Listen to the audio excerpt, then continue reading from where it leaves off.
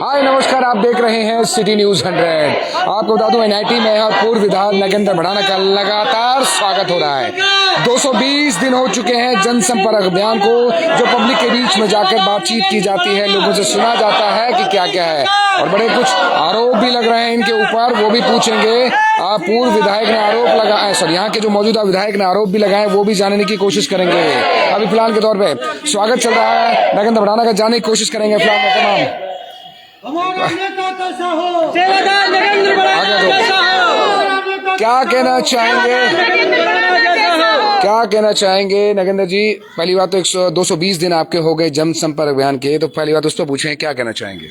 नमस्कार विनीश जी, मैं आपके चैनल के सभी दर्शकों को नमस्कार करता हूं और एनआईटी विधानसभा क्षेत्र की देवतुल्य जनता जनार्दन को, जिनका पिछले 220 दिन से लगातार सहयोग, आशीर्वाद और प्यार मिल रहा है, तो उसके लिए मैं एनआईटी विधानसभा क्षेत्र की जनता को नतमस्तक होते हुए बार बार प्रणाम करता हूं और प्रभु से ये कामना करता हूं कि मेरे समाज, मेरे परिवार का, मेरे क्षेत्र की जनता का इसी तरह आशीर्वाद, प्यार मिलता रहे।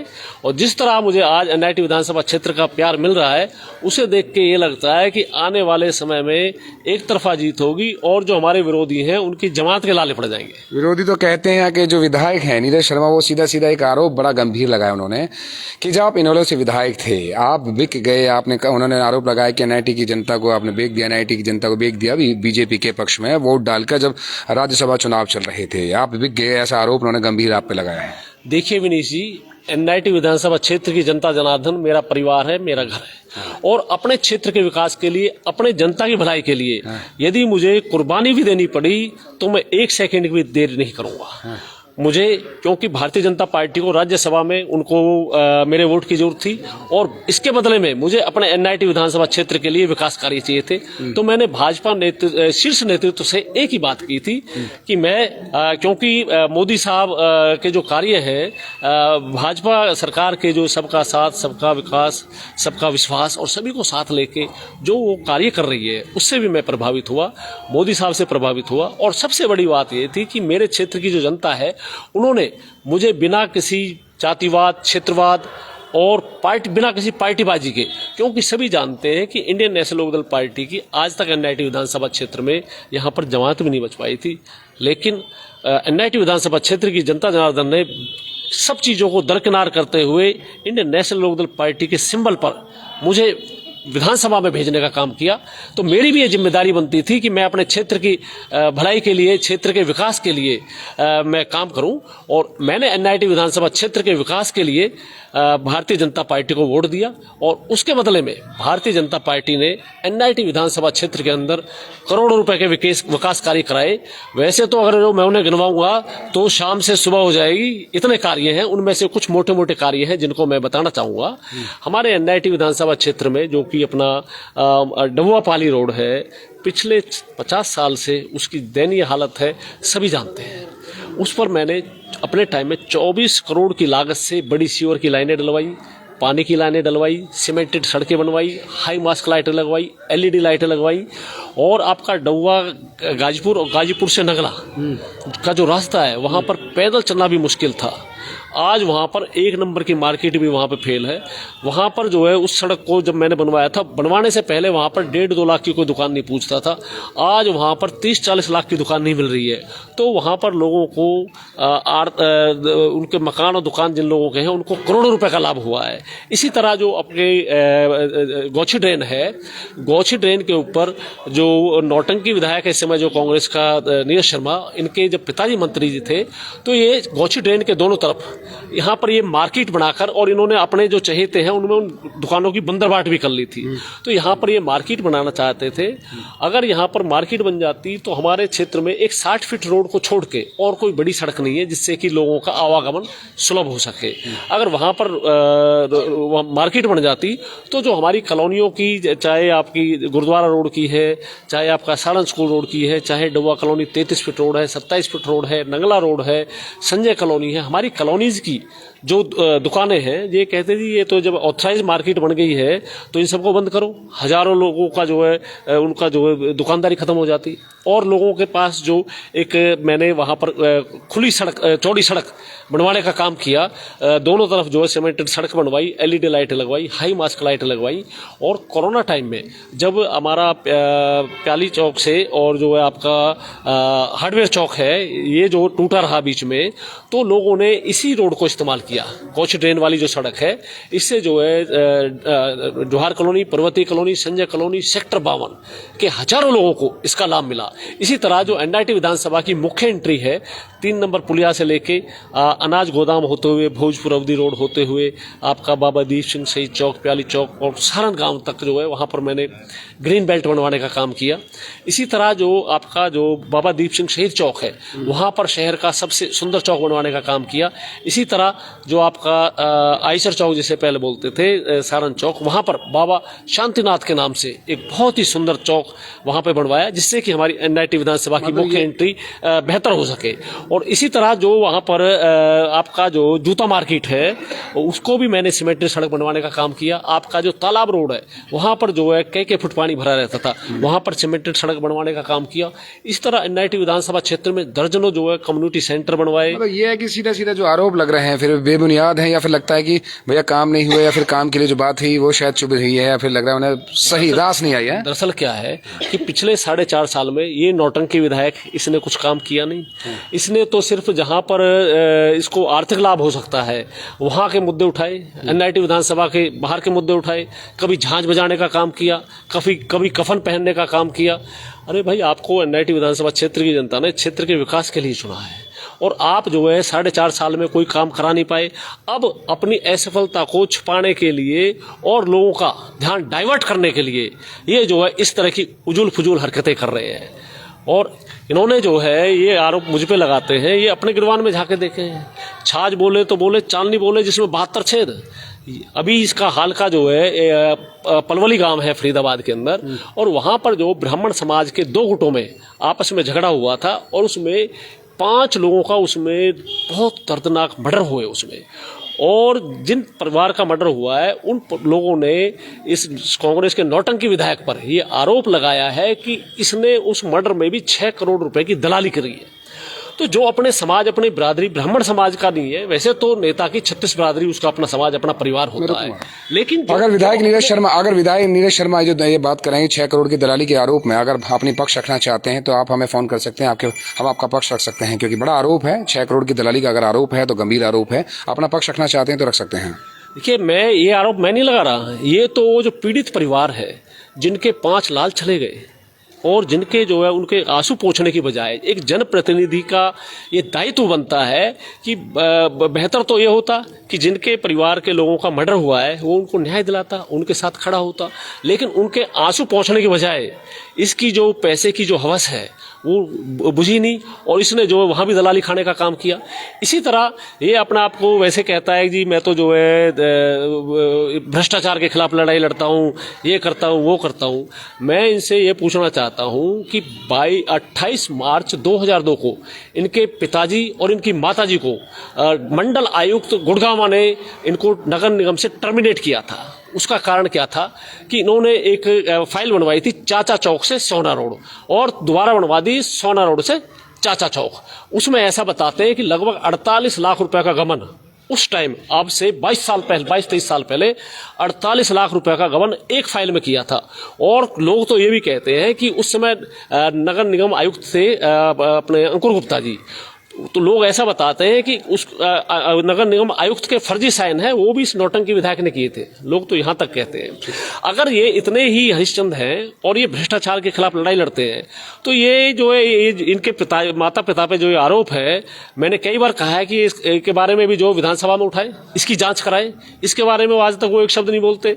तो आप स्वयं अंदाजा लगा सकते हैं ऐसे जो है भ्रष्टाचार की, ये तो इसके तो इस नौटंकी विधायक के तो DNA में भ्रष्टाचार, बेईमानी और झूठ है।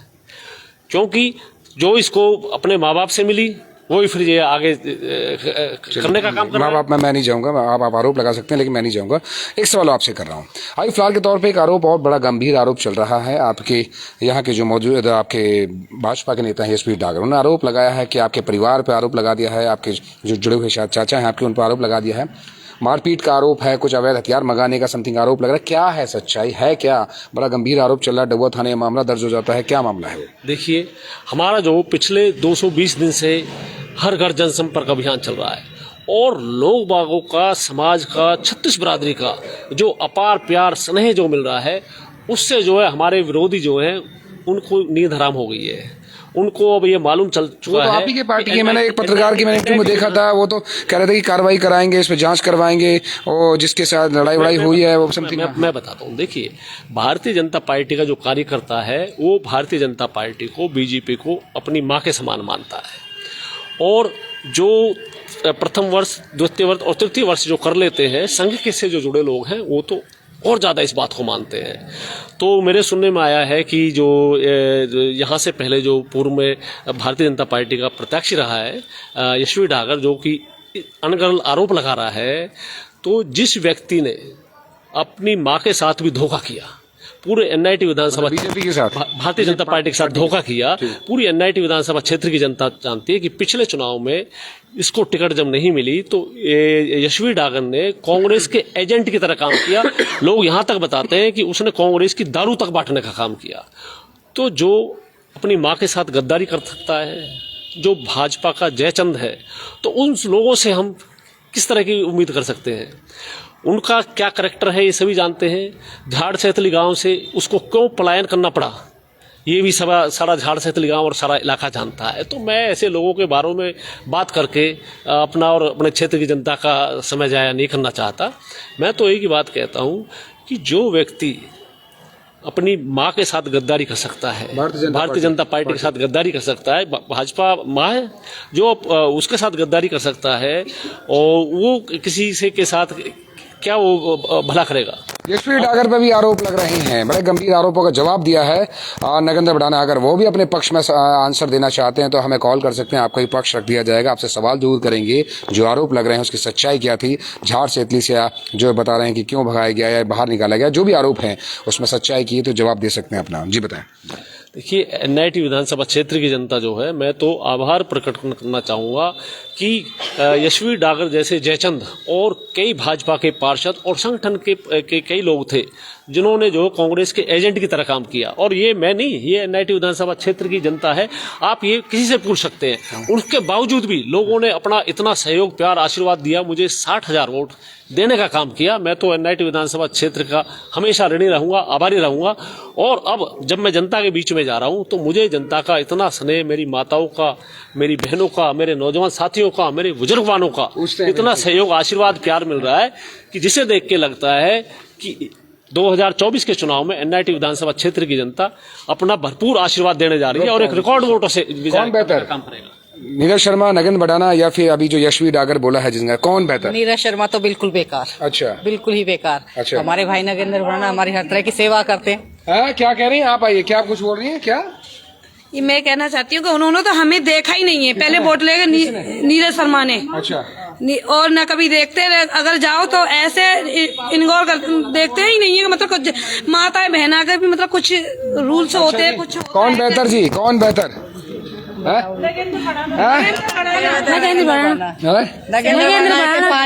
पानी के टैंकर वैंकर खूब भेजे, पानी के टाइम उन्होंने खूब सेवा करी है, खूब सेवा करी है। जो हमारे यहाँ पानी नहीं, एक उन्होंने जो है वो आरोप लगा रहे थे कि मैं जल माफिया है, जल माफिया है।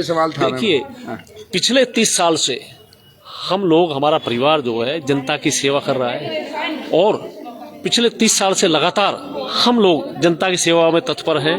हम सभी जानते हैं कि जब महीने के लास्ट में घर के नौकर के लिए जब आदमी तनख्वाह निकालता है तो जोर पड़ता है।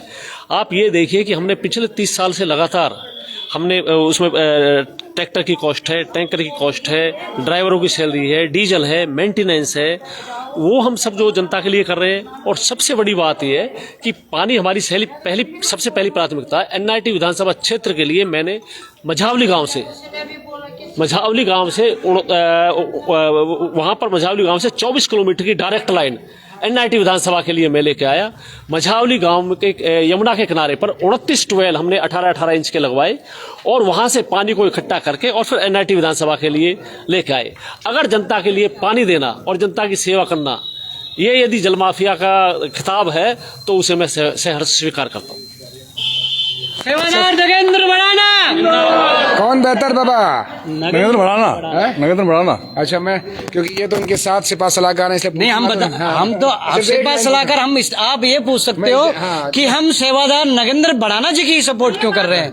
हम एक वो उनके साथ में ना, हम तो वैसे हैं, देखो हाँ, तभी हम तो चाहते हैं कि हमारे तभी पूछा मैंने। हाँ। रवीश जी, आपके चैनल के माध्यम से जितने भी लोग हमारे सुन रहे हैं, मैं तो इतना कहूंगा कि एनआईटी क्षेत्र के जितने भी बुजुर्ग, महिला और जो युवाओं का हुजूम भाई साहब के संग जुड़ रहा है, उसका सिर्फ एक ही कारण है, क्योंकि वो चाहते हैं कि एनआईटी क्षेत्र का जो हमारा प्रतिनिधि है वो फेस टू फेस हमारे पास आए, ना कि फेसबुक में। जो नीरज शर्मा जी हमारे विधायक है वो फेसबुक में रहते हैं और हमारे नगेंद्र भड़ाना जी जो जनप्रतिनिधि हैं वो हमारे फेस टू फेस में आगे आते हैं। दूसरी बात, नगेंद्र भड़ाना जी कहते हैं काम किया है, काम करूंगा, जन जन का सम्मान करूंगा।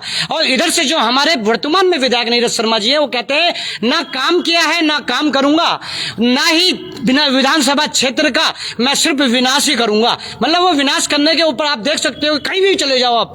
तो इसीलिए हम भाई साहब के साथ ये लोग जो अनगढ़ आरोप लगा रहे हैं, महेश मणि जी ऐसे सच्चे समाज सेवी हैं कि जिनको डब्बा कॉलोनी की जनता जो एक मसीहा के रूप में देखती है। वो लगातार डब्बा कॉलोनी से 4 बार नगर निगम के काउंसलर रहे हैं। पहले डब्बा कॉलोनी के अंदर पानी के लिए जो है लोग बाग जो है कैनों को उठाकर सारी रात दौड़ते थे। महेश मणि जी की बदौलत आज पूरी डब्बा कॉलोनी के अंदर उन्होंने जो है हर दूसरी गली के अंदर ट्यूबवेल लगवाने का काम किया। और महेश मणि जी ने गुंडे, बदमाश और जो असामाजिक तत्व हैं उनके खिलाफ उन्होंने हमेशा आवाज उठाई। आप डब्बा कॉलोनी के अंदर किसी से जाके पूछ सकते हैं कि महेश मणि जी जब बुलेट पे निकलते थे तो चौराहों के ऊपर जो सामाजिक तत्व बैठ कर लोग जो इकट्ठा जो होते थे वो भाग जाते थे कि भाई मणि आ गया, मणि आ गया। तो ऐसे आदि व्यक्ति पे आरोप लगाना। और महेश मणि जी अपने परिवार के साथ जो है मॉर्निंग वॉक के लिए सुबह गए हुए थे और एक शराबी नशाखोर, नशे में धुत व्यक्ति जो है वो जब श्राद्ध करता है तो ऐसे व्यक्ति को तो समाज जो है ऐसे व्यक्ति की कारगुजारियां तो कोई भी स्वीकार नहीं कर सकता। और उसमें भी महेश मणि जी ने उनके साथ कोई मारपीट नहीं करी है। उनको केवल ये कहा है कि आप जाइए, आप नशे में, आपसे बाद में बात करेंगे। ये जो उसको मुझे तो ऐसे लगता है कि ये जो हमारे राजनीतिक विरोधी हैं, क्योंकि हमारे और हमारे परिवार के खिलाफ उनके पास कोई मुद्दा नहीं है, इसलिए वो ऐसे उच्च हथकंडों का इस्तेमाल करें कि उन्हें मारा पीटा नहीं, क्या आप ये कहना चाहते हैं ऐसा कुछ? हाँ, ये इसमें पुलिस कंप्लेंट हो चुकी है और ये जांच का विषय है। इसमें जांच में सारा जो मालूम चल जाएगा।